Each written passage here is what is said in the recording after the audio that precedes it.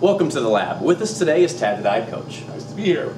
Glad to have you. In the lab, we're talking to you about supplements and what they can do for you.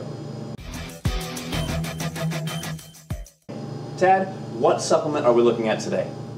Caffeine. Well, this is a popular one. Everybody loves caffeine. And just like in things like Olympic Nighter, which has about 300 milligrams of caffeine, for me, that's a little high. But for most people, they love it. It's the juice of life, so to speak. And the average cup of coffee has got about 85 to 150 milligrams of caffeine in it.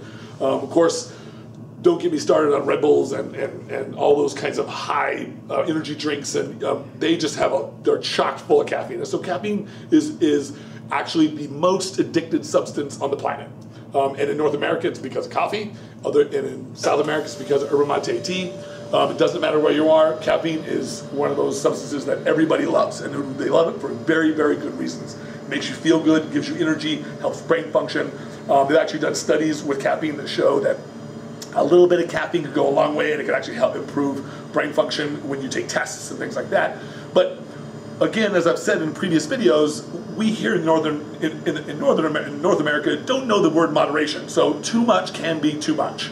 And so caffeine, I think 300 milligrams is about the limit pre-workout. If you start going above and beyond this for too many weeks, too many months, you can really run into some serious issues with adrenal fatigue and adrenal. And eventually, if you stress your adrenal glands too much, and caffeine does stress the adrenal glands, if you're taking really high amounts for long periods of time, then you could run into adrenal failure. And these are bad things because they induce and exacerbate metabolic syndrome. They induce and exacerbate some things that we don't really want, like low energy, water retention, increased body fat, these kinds of things. So they can actually create the exact opposite effect if we let these things go too much, if we take too much of them. So in my guesstimation, if you're using in excess of 600 milligrams a day, that's probably too much. 300 or less a day is probably really good. That's probably a good level, and you don't really have to do much cycling with it, cycling on and off it too much throughout the year. Although I always recommend